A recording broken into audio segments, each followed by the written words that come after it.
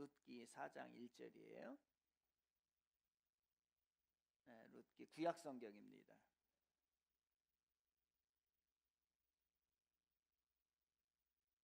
창세기, 출애굽기, 레위기, 민수기, 신명기, 여호수아, 사사기, 룻기 그 다음에 거기 있습니다. 예, 그래서 이 룻기는 사사 시대 때에 일어났던 일이에요. 그래서 사사기 다음에 있는 일입니다. 그걸 기억하시면서 사사기는 참으로 암흑기, 정말로 세상이 자기 마음대로 살아갔던 시대에 일어났었는데 그 이야기 중에 하나입니다. 우리 4장 1절을 같이 읽겠습니다. 시작. 보아스가 성문으로 올라가서 거기서 앉아 있더니 마침 보아스가 말하던 기업 물을 자가 지나가는지라. 보아스가 그에게 이르되 아무개여 이리로 와서 앉으라 하니 그가 앉음에 여기까지입니다. 제가 다시 한번 보면요, 보아스라고 하는 사람이 있어요. 그리고 성문에 들어가서 앉아 있더니 보아스가 말하되 기업 물을 자, 이제 성경에 기업 물을 자가 나오는데 요거는 이제 상식적으로 여러분이 이번 시간에 설명을 해드릴 테니까 꼭 기억하시기 바랍니다. 성경에서 중요한 분이 기업 물을 자는 뭐냐면은요, 무르다라는 것은 뭐죠? 무르다. 이게 무르다. 내가 뭐 이렇게 뭘 하나 샀는데 이게 잘못됐어. 그래서 다시 무르다, 반환하다, 이게 무르다예요. 그러니까 기업을 무르다는 것이 그런 겁니다. 그러니까 원 위치로 돌려놓다. 예, 바둑이나 장기를 둘 때 한 수 물려줘라고 할 때 고 무르다라는 거예요. 그 무르다인데 원 위치로 돌려놓다라고 하는 말이에요. 그래서 이거를 이제 히브리어로 아예 그냥 딱 고착을 시켜서 쓰기도 합니다. 그 히브리어로 뭐냐면 고엘이에요. 고엘. 다 같이 많이 들어보셨죠? 다 같이 고엘. 시작. 기업 물을 자, 다 같이 기업 물을 자, 고엘. 같은 말이에요. 근데 이거를 이제 영어로는 뭐라고 하냐? 리디머라고 한다. 리디머는 뭐냐면 구속자예요. 구속자. 그러니까 어떤 잘못된 것을 구원하는, 새롭게 만드는, 어려움에 처한 사람을 도와주는 사람을 이제 구속자라고 얘기하잖아요. 그래서 이것은 기업 물을 자, 고엘, 구속자 같은 말이에요. 다 같이 시작. 예, 그 같은 말이에요. 그래서 이제 이건 무슨 얘기냐면 그때 시대 배경 어떻게 하냐면은 이제 친척 중에서 이렇게 다 땅이 분배가 됐잖아요. 이스라엘 땅이 이제 그 가나안 땅에 들어가면서 다 분배가 됐는데 이 사람이 어떻게 하다 보니까 어려움이 처하게 된 거예요. 그래서 이 땅을, 자기 땅을 누군가에게 팔아버렸어요. 팔아버려서 소유권을 넘겨주게 되었습니다. 그때에 이제 불쌍하잖아요. 가난하잖아요. 그러니까 지어 먹을 것이 하나도 없잖아요. 그래서 그 집안 중에, 친척 중에서 조금 여유가 있거나 그 다음에 이제 순서를 정합니다. 가까운 순서를 정해서 그 사람이 그것을 사서 그 땅을 팔았던 사람에게 다시 돌려주는 거예요. 그러니까 이 사람은 자기가 손해를 보는 거죠. 그 사람을 뭐라고 하냐면 기업 물을 자, 고엘, 리디머, 구속자라고 하는 겁니다. 이러한 배경을 놓고서 우리가 한번 보도록 하겠습니다. 우리가 오늘 그래서 염치가 있으면 됩니다. 시작. 염치라도 있으면 됩니다. 시작. 염치라도 있으면 됩니다. 옆 사람에게 인사합니다. 염치라도 있으면 됩니다. 다시 묻습니다. 염치 있으세요? 아니 물어보라고. 염치 있냐고. 시작. 예, 우리가 사람을 부를 때에 좀 존경하는 마음을 가지고 사람을 부르지요. 함부로 부르면 안 됩니다. 어떤 사람이 여러분에게 어이 이봐 여기 거시기 이렇게 부르면 우리가 기분이 많이 상할 거예요. 특별히 이제 교회에서는 이 사람을 부를 때에 굉장히 세상과 조금 구별된 모습으로 불러야 돼요. 존경하는 마음을 실어서 불러야지 함부로 어리다고 함부로 이봐 이렇게 막 이렇게 하면은 안 되는 거예요. 그래서 이렇게 부르는 것은 문제가 생기죠. 상대방을 존중하는 호칭이 아니라는 겁니다. 다시 말씀드리면 호칭을 부를 때는 최대한 상대방을 존중하는 마음을 가지고 호칭을 해야 합니다. 부부간에도 마찬가지예요. 저는 부부간에도 막 부르는 거에 대해서 별로 안 좋아해요. 그래서 서로 인격을 존중해주고 그 다음에 그 사람에 대해서 하는 거. 함부로 막 부르고 뭐 야, 뭐 너 이런 거는 아무리 아내가 나이가 어리더라도 이런 거는 인격의 문제예요. 그렇게 부르면 안 돼요. 여보, 나 자기야, 뭐 당신 이런 식으로 이렇게 불러야지. 야, 이리 가져와. 야, 물 떠와. 이렇게 하는 거는 이게 인격의 문제예요. 그러지 하지 마세요. 우리 그리스도인들은.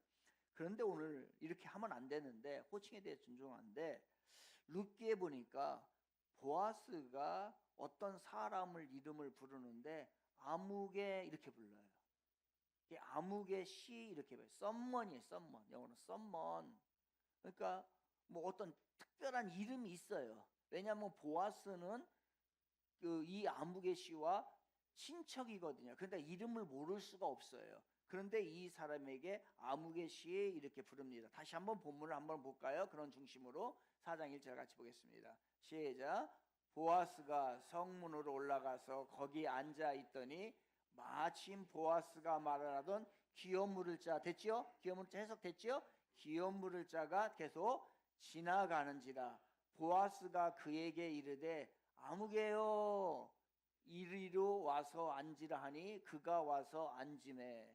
이렇게 부르면 안 돼요. 이렇게 보아스가 이렇게 사람을 아무개요 이렇게 부르면 안 되는데 그렇게 부른 이유가 있겠지요. 그런데 이 아무개는 이름이 등장을 하지 않아요. 이름이 분명히 있어요. 그리고 보아스도 이 사람의 이름을 분명히 알고 있어요. 그런데 이 사람은 이름을 부를 가치가 없다라고 생각을 했던 거예요. 그래서 그냥 격화시켜 가지고서 이봐, 어이 아무개요 그렇게 부르고 있는 거예요. 그런데 이 아무개 씨는 그 당시에 어떤 사람이었었냐면요, 상당한 능력 있는 사람이에요. 재력이 있는 사람이에요. 그리고 이 가난한 자가 어쩔 수 없이 땅을 팔았지만 그 땅을 사서 돌려줘야 될 책임의 1순위에 있는 사람이에요. 그 시대의 법입니다. 그런데 아무리 생각을 해도 자기가 이거를 사가지고서 저 사람에게 준다라고 하니까 무슨 생각이 들겠어요? 아, 내가 손해구나. 돈을 손해를 보겠구나 라고 생각을 한 거예요. 그래서 이 사람이 1순위인데 다 따져보니까 이 사람이 그 사람을 구해줄 1순위에 해당하는데 그 책임을 그냥 회피해버리고 그는 그 일을 감당하지 않게 됩니다. 이것은 자기의 의무와 책임이 있음에도 불구하고 이기적인 마음이 너무 강했어요. 그래서 이 책임과 의무를 책임지지 않습니다. 이것에 대한 하나님의 평가의 사실은요. 보아스가 그 부른 사람은 하나님에 대한 하나님께서 평가하신 그 사람이에요. 그래서 그 사람은 하나님이 뭐라고 하냐면 아마 이렇게 쓸 거예요. 성경 쓸 때 보아스가 이름을 쓰려고 룻기가 이 룻기를 쓴 사람이 저자가 이렇게 이름을 쓰려고 했는데 하나님이 이 마음을 주신 거예요. 그 사람 이름 쓰지 마. 그냥 아무개 거시기로 써버려. 이렇게 하신 거예요, 하나님이. 그러니까 하나님이 이 사람에 대한 평가가 뭐냐면 아무개. 이름을 부를 자격이 없는 그런 사람이에요. 그러니까 연기처럼 왔다가 사라져버리고 많은 사람, 그렇게 큰 중요하지 않은 사람, 자기 이기적으로 자기만을 위해서 살아가는 사람, 즉 하나님의 관심 밖에 있는 사람. 그래서 그 사람을 볼 때 어이 김씨, 이봐, 거시기 이렇게 불렀던 겁니다. 그런데 더 확대해 보면 이거예요. 하나님께서는 이 사람을, 이 아무개 씨를 생명책에 기록되지 않은 거예요. 그래서 이름이 없는 것이 아니라 생명책에 기록되지 않은 이름은 그냥 이름을 부르지 않아요. 하나님이. 그 이름은 어차피 생명책에 없는 이름이기 때문에. 그럼 하나님이 여러분들의 이름을 부를 때 뭐라고 부르실라나요? 여러분 어떻게 부를 것 같아요? 정확하게 뭐뭐 이름을 부르고 집사야, 뭐뭐 이름을 부르고 권사야, 뭐뭐 이름을 부르고 장로야 이렇게 부르려나요? 뭐뭐 이름을 부르고 참 사랑하는 성도야 이렇게 부르려나요? 아니면 그 사람은 교회에 다니긴 다니는데 하나님의 관심 밖에 있어서 어이 거시기, 여봐, 아무개씨 이렇게 부르려나요? 여러분을 하나님께서 여러분의 이 사람에 대한 평가예요. 그럼 우리를 향한 하나님께서는 뭐라고 부르나요? 이름을 기억하고 싶지 않은 겁니다. 여러분 지난번에 제가 설교를 하면서 부자와 나사로의 이야기도 마찬가지였어요. 그 부자는 이름이 있었어요. 나이부스라고 하는 이름이 있었지만 마찬가지예요. 하나님께서 누가에게 그 사람의 이름은 기록하지 마. 그래서 하나님 얘는 이렇게 봐. 그러니까 여기에서 나오는 아무개씨, 김씨, 이봐, 거시기하고 똑같은 거예요. 그렇게 부르는 거예요. 다이부스라고 하는 이름이 있음에도 그렇게 이름을 불러주지 않는 거예요. 여러분 우리는 언제는 세상을 떠날 겁니다. 그래서 모든 사람에게 시간이 지나면 우리는 잊혀져요. 지금이니까 여러분의 이름을 기억하고 그 사람에 대해서 이야기를 하겠지만은 다 모든 사람에게 우리는 다 잊혀지게 됩니다. 그러나 분명히 하나님으로부터 여러분의 이름이 잊혀져서는 절대로 안 된다는 거예요. 사람에게 잊혀지는 건 괜찮아요.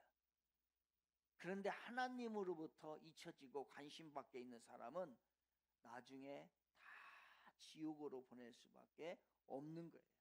그래서 하나님 나라의 사역에 발을 뺀 사람들, 하나님의 교회에 관심이 없는 사람들, 이런 사람들은 다 뭐라고 부르냐면 아무개씨, 이봐, 김씨, 거시기, 여기 이런 식으로 부르고 있는 거예요.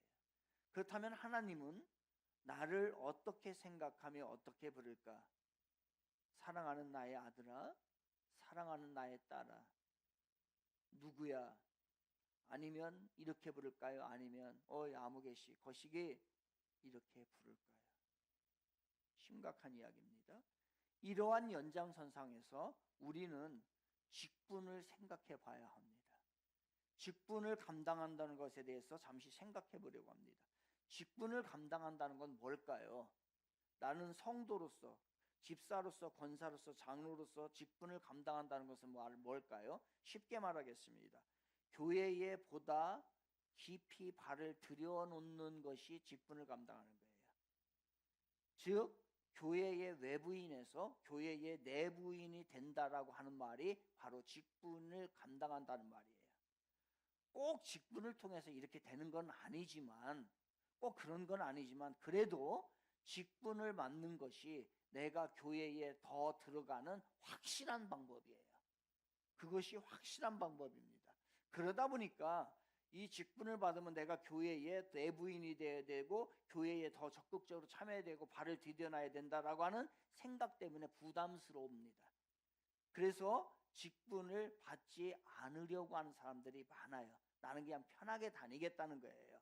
내부인이 되어서 교회에 관여하기도 싫고 그냥 주변인으로 편하게 책임감도 없고 간섭도 받지 않고 그냥 편하게 다니겠다라고 하는 신앙인이 되어지는 거예요.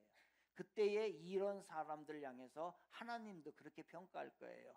이 사람 야무게 이름이 없어지는 거예요. 나는 직분도 받지 않고 교회 안에 신경을 쓰기도 싫고 간섭을 받지 않고 그냥 아무개로 살겠다라고 하는 것입니다.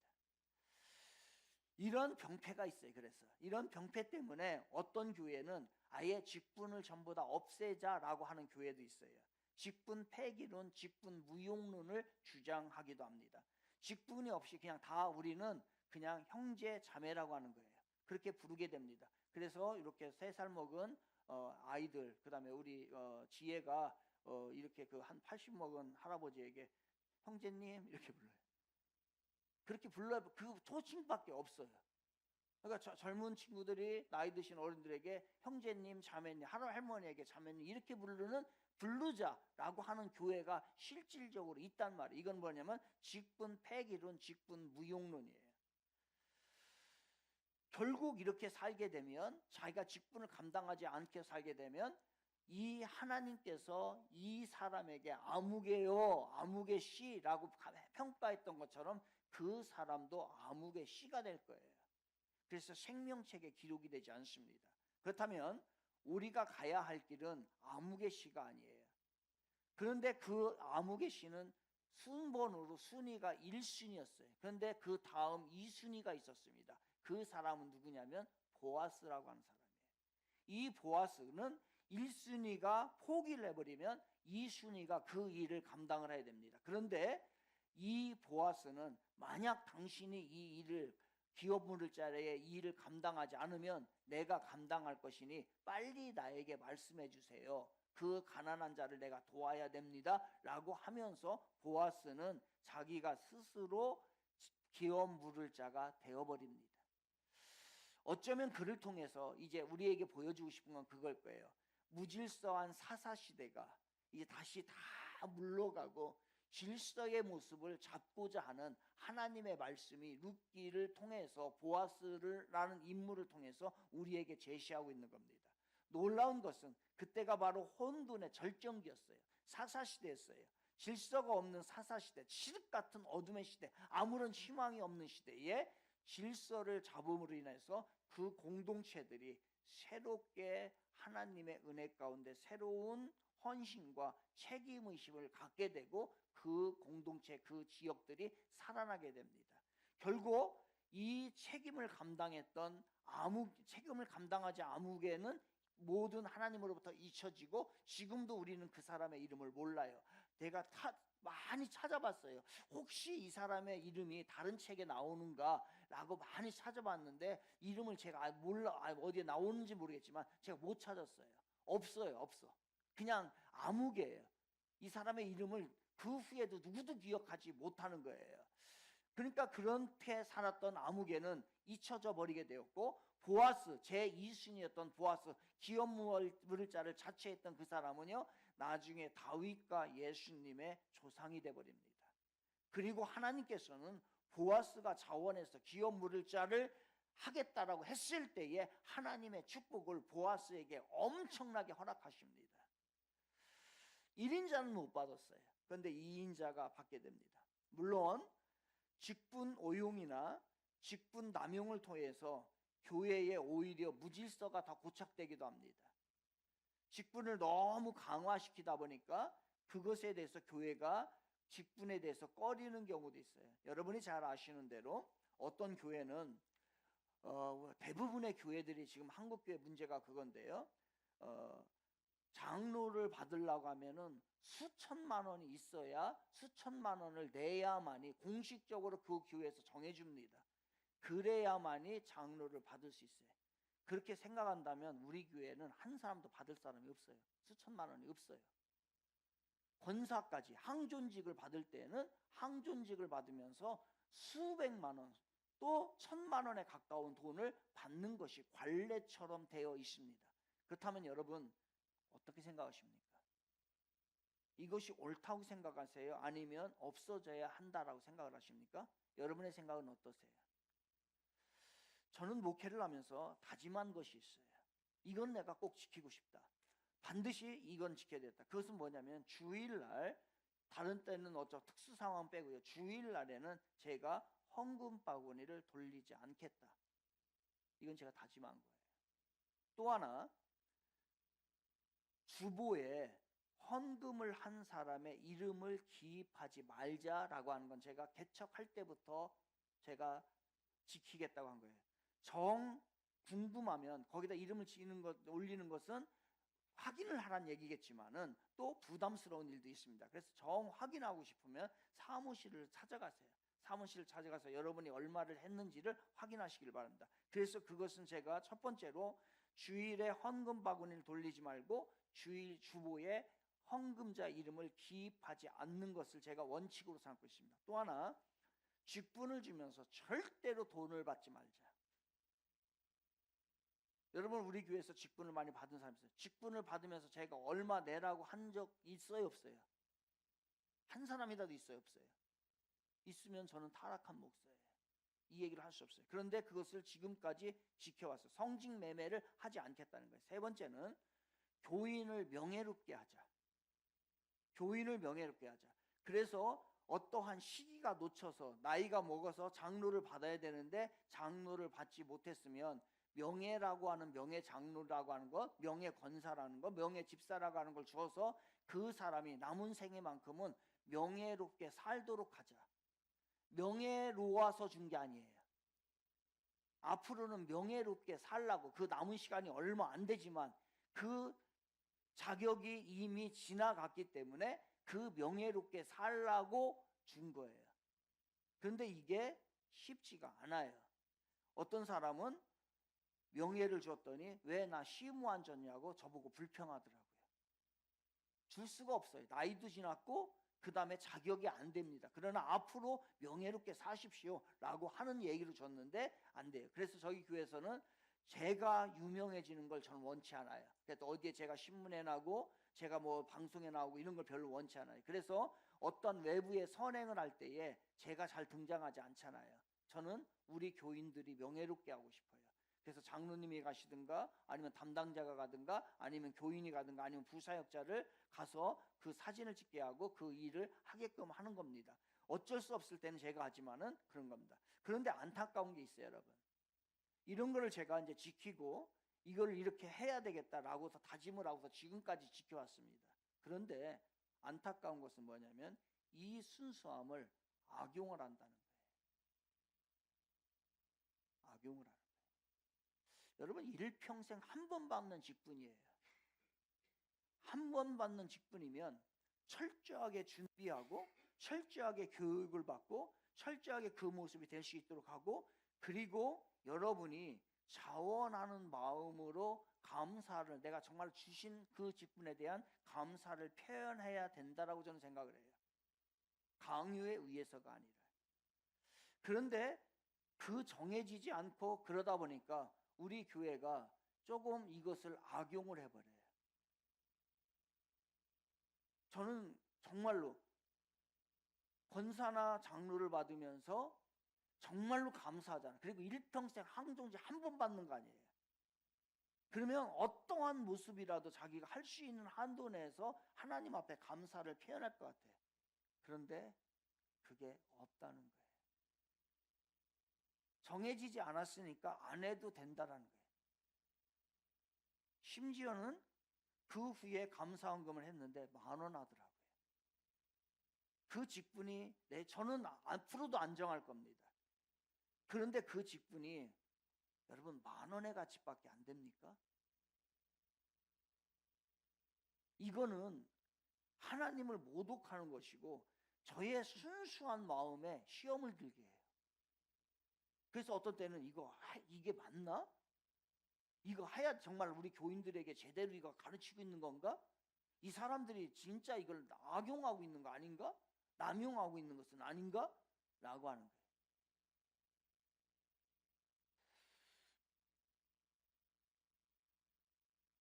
일괄적으로 정해지는 것은 안 맞다라고 봐요.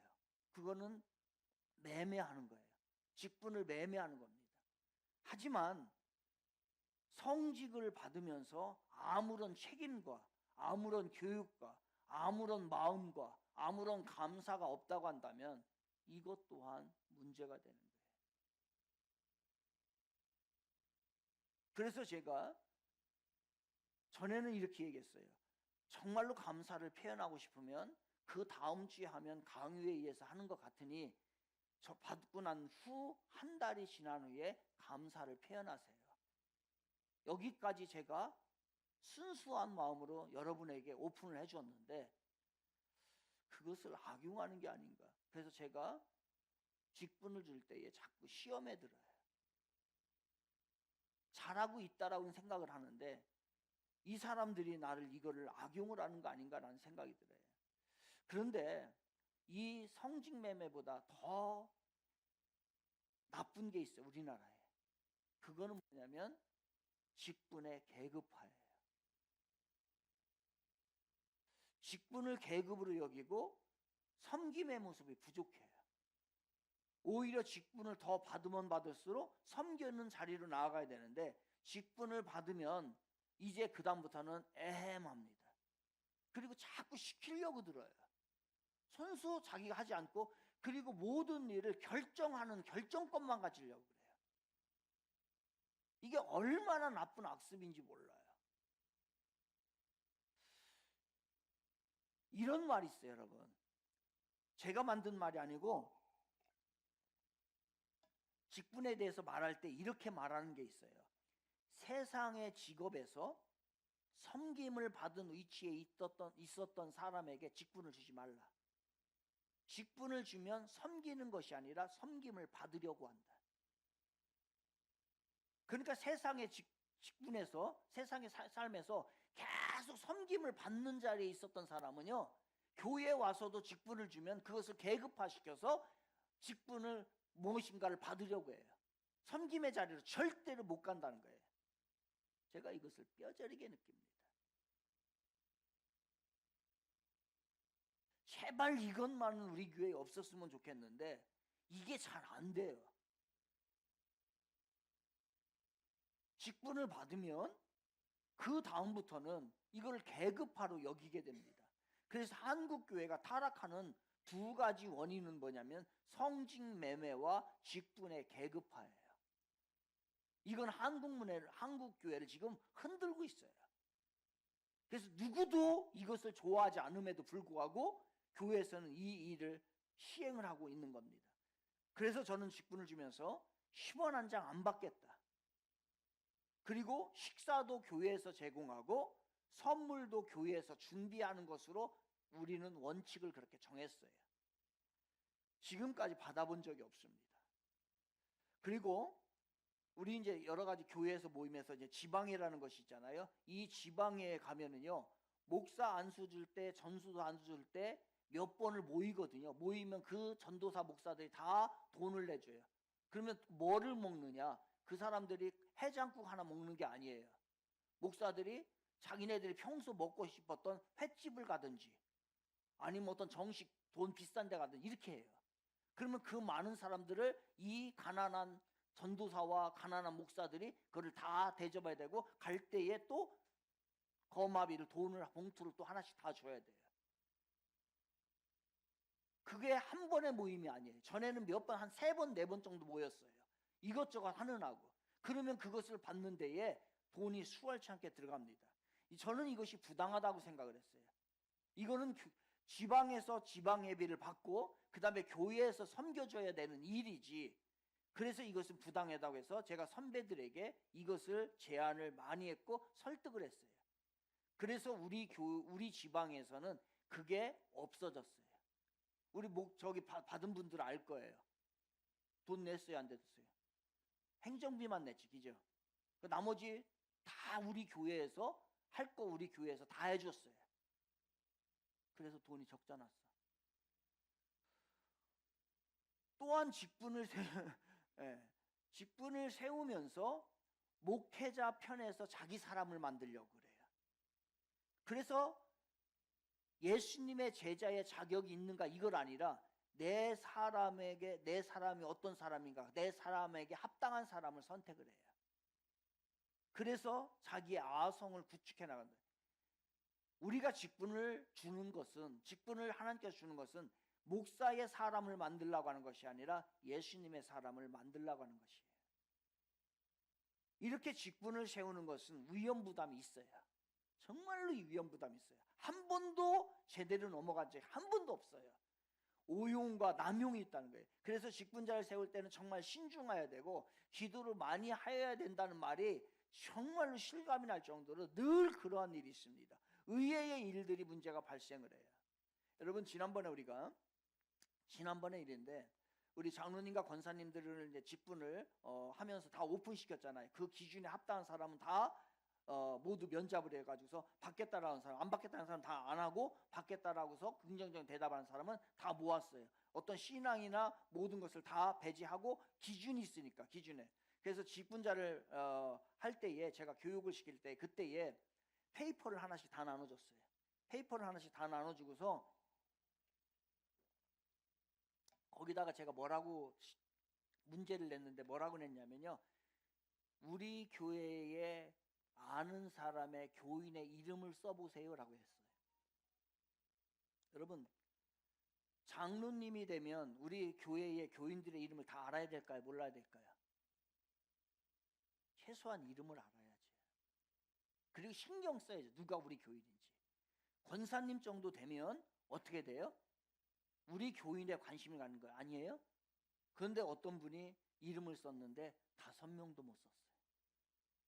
아니, 담임 목사 이름 쓰고 자기 이름 쓰고 자기 아는 사람 몇 사람만 써도 될 거예요. 그런데 5명을 못 써요. 마음이 괴로웠어요. 그랬더니 자기가 그러한 과정 가운데 있다 보니까 자기가 스스로 나는 이 직분을 받아서는 안 되겠다라고 해서 자기가 취소하고 포기를 하더라고요. 너무너무 감사했어요. 그분에게. 그런데 그 다음 주에 다시 전화가 왔어요. 다시 직분을 받겠다고. 미칠 일이에요. 그래서 그 다음에 제가 얘기했어요. 자기 스스로 취소하고 자기 스스로 또 한다. 안 됩니다. 이번엔 안 됩니다. 그래서 직분을 안 줬어요. 그랬더니 교회를 떠났어요. 이런 위험부담이 직분을 주면서 있어요. 직분을 세우는 것은 교회의 큰 영광이지요. 그리고 개개인에도 여러분 영광입니다. 직분을 잘 받으십시오. 그리고 여러분의 묘비에 쓸 때에 여기에다가 성도 이렇게만 쓰면은 이거 너무 창피한 일이에요. 교회를 다녔는데 그 비석에다가 성도 누구누구 최소한 집사나 권사나 장로 요거를 써서 돼야 될 거 아니에요. 신앙생활을 했으면은. 그런데 어떻게 신앙생활을 했으면은 수십 년을 다녔어도 성도에 그거는 아무개씨라고 차라리 거기다가 그렇게 쓰고 싶어요. 성도 아무개씨. 어차피 하나님이 기억 못해요. 그 사람 하나님이 생명책에 그 사람을 기억하지 않는다는 거죠. 그래서 직분은 뜨거운 감자예요. 뜨거운 감자. 그럼에도 불구하고 교회에서는 직분자를 세웁니다. 그래서 성경에서는 직분자가 등장을 하고요. 그리고 예수님께서도 사람을 세우면서 함께 그 사람과 사역을 했고요. 이러한 직분적인 문제가 있음에도 불구하고 예수님께서는 그 직분을 소중히 여기고 직분을 세웠어요. 하나님의 교회의 질서는 교회로부터 발을 뺀 사람, 자유로운 사람들에 의해서가 아닙니다. 교회에 발을 들여놓은 성도들을 통해서 교회와 하나님의 나라가 이루어지는 것이에요. 직분이 매매가 되어서 한 걸음이라도 직분을 내가 그 직분이 매매가 아니라 매개가 되어서 한 걸음이라도 교회 안으로 들어올 수 있다면 그것은 하나님 나라와 교회를 세우는 데 있어서 쓰임을 받는 좋은 기회인 것입니다. 그뿐만 아니라 그 직분을 맡은 사람에게는 유익이 되는 것이고 그리고 하나님께서는 그 직분을 주시면서 분명히 그 직분을 잘 감당하면 하나님이 이러한 축복을 주시겠다고 성경에 말씀하고 계신 거예요. 이런 예를 들어보겠습니다. 저는 목사의 직분을 따라 설교자로 삽니다. 그 직분이 얼마나 감당하기가 어려울까? 저는 어려워요. 정말 어렵습니다. 늘 강력한 열기로 성령의 충만함으로 이 자리에 서고 여러분을 대하는 거 아니에요. 어떤 때는 설교를 하기도 싫을 때도 있고 그리고 설교가 부담스러울 때가 있고 여러분을 만나는 것이 어떤 때는 힘이 들 때가 있어요. 그리고 저는 기본적으로 설교자에 대한 부르심에 그 감격은 있어요. 그렇지만 제가 설교를 잘하는 그런 목사가 아니에요. 늘 매주마다 모든 새벽 설교뿐만 아니라 모든 설교에 대해서 부담을 갖고 있는 사람이 접니다. 일단은 저는 설교가 버거워요. 저는 성격적으로 그리고 기질적으로 여러분 외향적으로 보이죠? 이거는 잘못 보신 겁니다.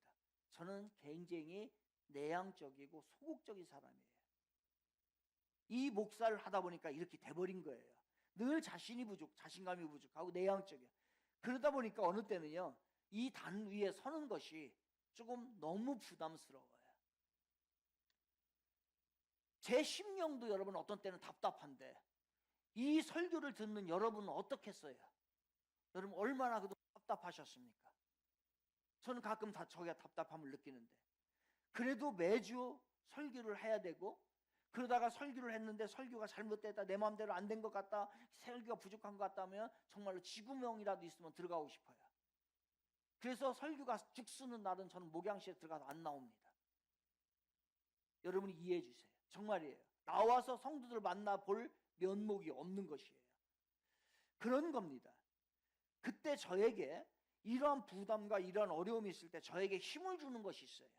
저에게 다시 일어설 수 있게 하고 이 자리에서 열기를 내서 다시 할 수 있게 하는 것은 뭐냐면, 내가 그래도 목사인데, 이거예요. 그래도 염치가 있지. 목사로서 염치가 있지. 염치라는 말은 뭡니까? 체면을 차릴 줄 알며 부끄러워할 줄 아는 마음이 염치예요. 그러니까 내가 목사로서 그렇게 살면 안 된다 라고 하는 염치가 내 안에 있기 때문에, 즉 체면의식이 있기 때문에 저는 오늘까지 부족하고 이 자리가 버겁고 힘들지만 이 자리를 살아가는 거예요. 지난번에 갑자기 친구들이 7명이 모이자고 전화가 왔습니다. 그래서 나갔어요. 옛날에 학교 다닐 때는 그들이 다 전도사였어요. 그런데 가보니까 목회를 현직에서 목회를 하고 있는 사람은 저하고 다른 친구 2명이더라고요. 7명이 모였어요. 식당에서 모여가지고서 7명이 이제 식사를 합니다. 그랬더니 그 친구와 저만 빼고 나머지는 술 먹고, 나머지는 담배 피고, 나머지는 술집에 다녀서 여자와 함께하는 것을 상식으로 알고 있더라고요. 그때에 제가 이런 생각을 했어요. 만약에 제가 목사가 안 됐고 저들과 같이 그냥 평신도로 살아간다면 나는 어땠을까? 예, 저도 마찬가지입니다. 그렇게 살았을 거예요. 그런데 지금까지 목사라고 하는 그 타이틀이 있기 때문에, 그 염치가 있기 때문에, 체면의식이 있기 때문에, 그래도 최소한 염치가 있어서 그나마 그들과 구별된 삶을 살고 그 안에서 내 존재를 나타내고 있는 거죠. 제가 여러분 간헐적으로 말했잖아요. 염치가 있어야 한다. 체면의식이 있어야 한다. 목회자로서 최소한 체면의식, 염치가 있어야 합니다. 장로면 장로로서 체면의식과 염치야, 최소한의 염치가 있으면 우리 그렇게 살지 않아요.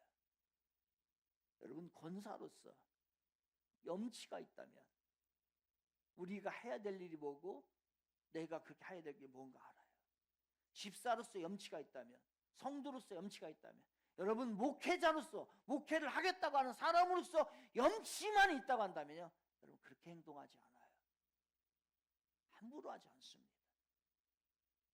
이 염치가 있기 때문에 최소한의 책임과 행동을 내가 가지고 있는 거예요. 양심이 살아있게 되는 것이죠. 왕이 왕관의 무게를 견디기가 어렵습니다. 그렇지만 그것을 부담이지만 그것을 잘 무게를 감당하면 영광이 되는 것이죠. 우리에게는 무게가 있습니다. 신앙에 대한 무게가 있지만은 그것을 잘 해야 한다 쪽으로 가서 그거를 감당하면 하나님의 영광과 축복이 여러분에게 임할 줄로 믿습니다. 사랑하는 청지기의 성도 여러분, 특별히 직분을 맡고 있는 성도 여러분, 직분에 인색하지 마십시오. 하나님의 나라의 일꾼으로 삼아주신 것에 마땅한 감격이 있어야 합니다. 여러분 감격이 있습니까?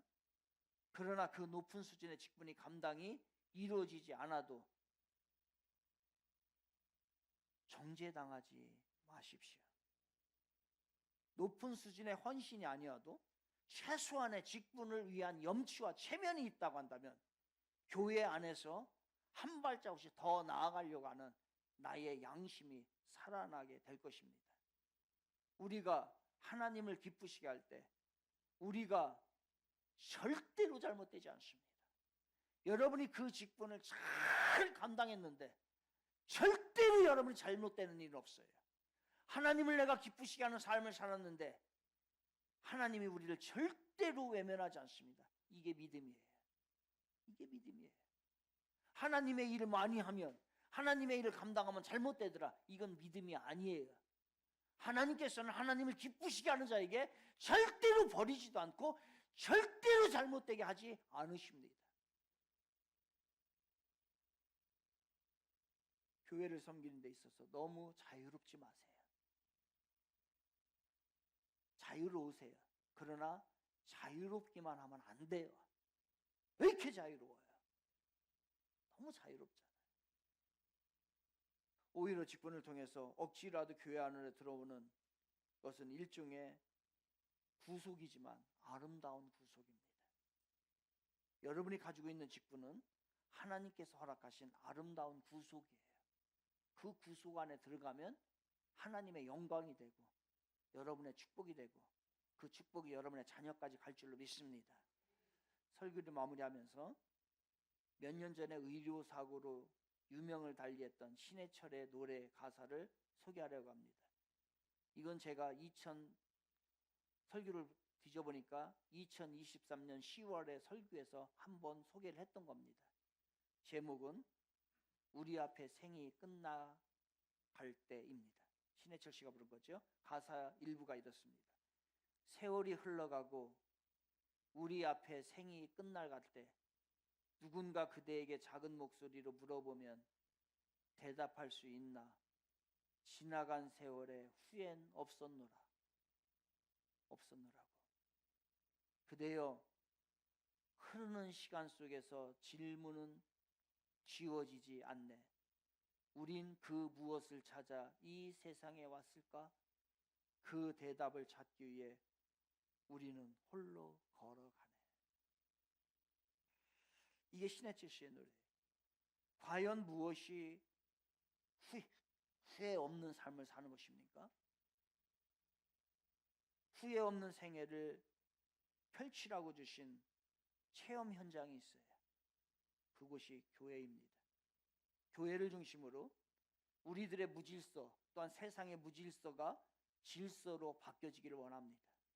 여러분의 사역을 통하여서 여러분이 잘 직분을 감당하면 이 세상의 무질서가 질서를 잡히게 되고 여러분의 가정의 질서가 잡히게 되고 하나님 나라의 질서가 잡히게 되는 겁니다. 여러분, 주님 앞에 서는 날 주님이 묻실 거예요. 살아온 날 후회는 없었느냐? 뭐라고 대답하시겠습니까?